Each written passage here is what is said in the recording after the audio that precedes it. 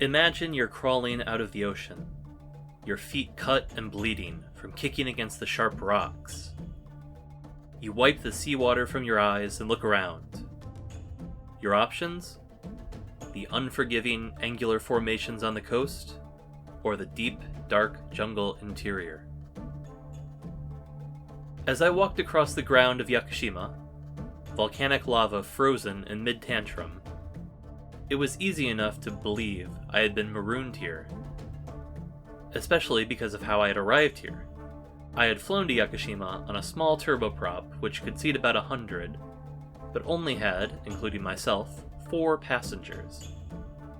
It was by far the roughest flight I have ever endured, and as we were coming into land, I heard the engine suddenly roar, and with a jerk we pulled away from the airport. A minute later, the flight attendant explained that landing conditions were poor, and we were going to try again in 15 minutes. Now, on the list of things you don't want to hear on an airplane, I Want a Do-Over is only a little above, oh god, we're all gonna die.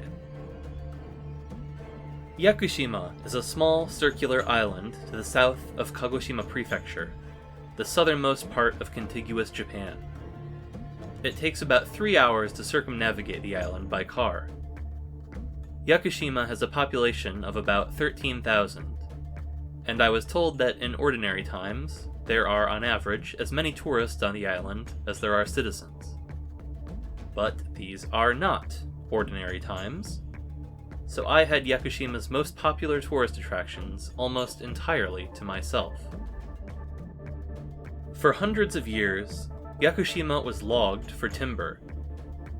Its cedars make good shingles. It's now those same trees that attract thousands of tourists to Yakushima. A dense primeval forest covers most of the island. Several of Yakushima's endemic cedars, Yakusugi, are believed to be over 3,000 years old. While you can see ancient trees just about anywhere on the island, there's 2 main spots that showcase what the island has to offer. The first one I visited was Yakusugi Land, and as the name implies, it's the more casual tourist-friendly of the 2. There are several loop trails, with the shortest taking only 30 minutes to complete, and the trails are flat stretches of stone or wooden boardwalks. I elected for the 80-minute loop, and while I enjoyed the walk, even the 30-minute one will take you past plenty of primordial flora. There are only so many variations on the sentiment of, yep, that's a tree, and it's really old. There was little new after the half-hour turnaround. The other area is more well-known, and it's more accessible from what passes for Yakushima's downtown. Shiratani Unsui-kyo boasts essentially the same terrain as Yakusugi Land, except a bit more spread out. The courses are slightly more challenging, but both places have plenty of towering cedars and moss-covered boulders. I had intended to make my way deep into the primeval forest along more difficult terrain to see a section of the jungle that inspired the Studio Ghibli movie Princess Mononoke. But for a number of reasons, I turned back after a few hours.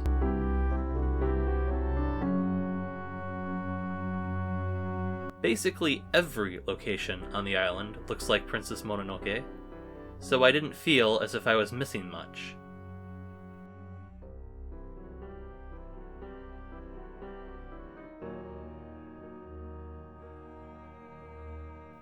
And the biggest reason, it would not stop fucking raining.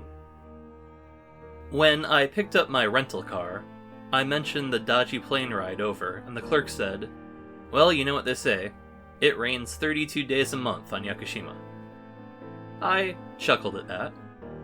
And then when I checked into my hostel, the owner said to me, "You know, it rains 35 days a month on Yakushima." I smiled. The third time somebody said it to me, I think they stuck with 35 days, there was no mirth left in me. It's not even really accurate to say it rains a lot on Yakushima, because it's not quite rain. It's more of an ever-present drizzle.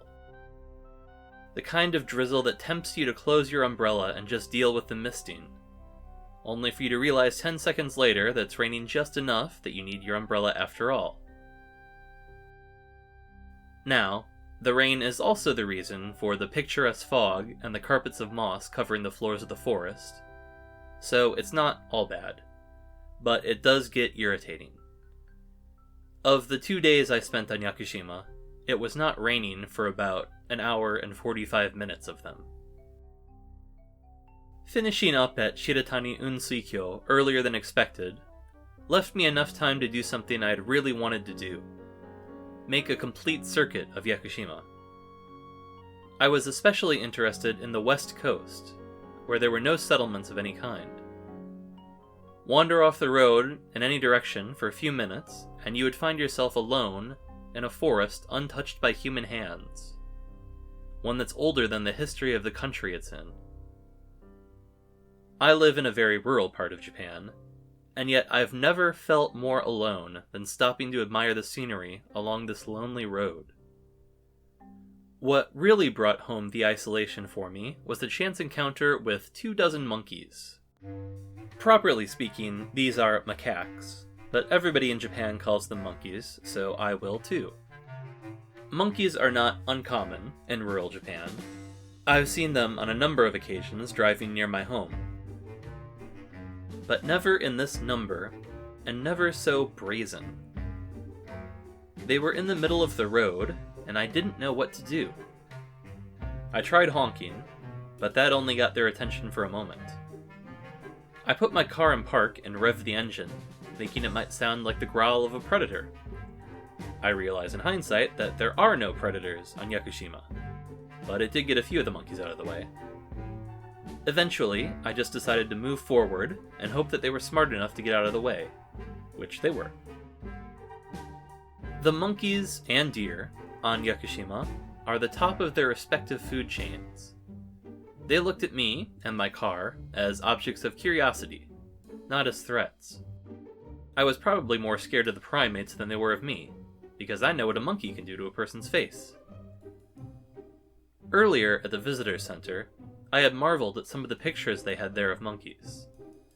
The photographers must have had to get really close to them, I thought. Now I know that you can take pictures like that literally without getting out of your car. I completed my circumnavigation of Yakushima by seeing some waterfalls and some banyan trees. At these stops, like every place I visited, even the extremely popular ones like Shiratani Unsuikyo, I saw at most 2 or 3 other people. I can only imagine how rare of an experience this is. When I flew away from Yakushima a few hours later, the number of passengers on my flight had skyrocketed, all the way to 10. I spent most of my life over 1,000 kilometers from the nearest ocean.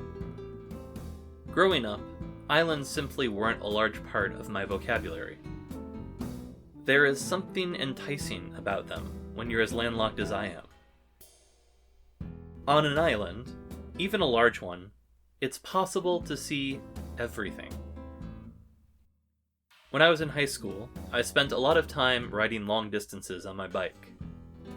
But even riding 100 kilometers on my bike didn't complete anything. It just meant there were more places I could go on my bike.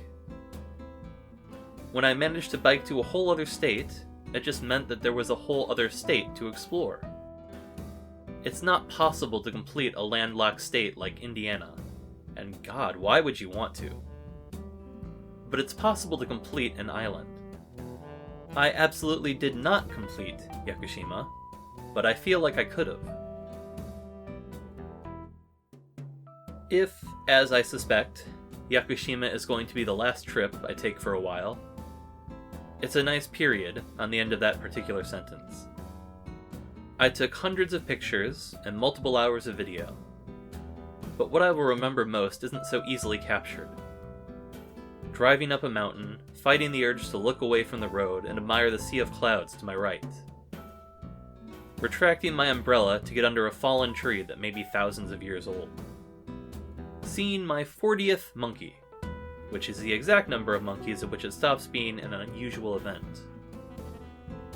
Exploring Yakushima was one of the more singular experiences of my life, and owing to the unique circumstances, I can't help but feel it's impossible to replicate.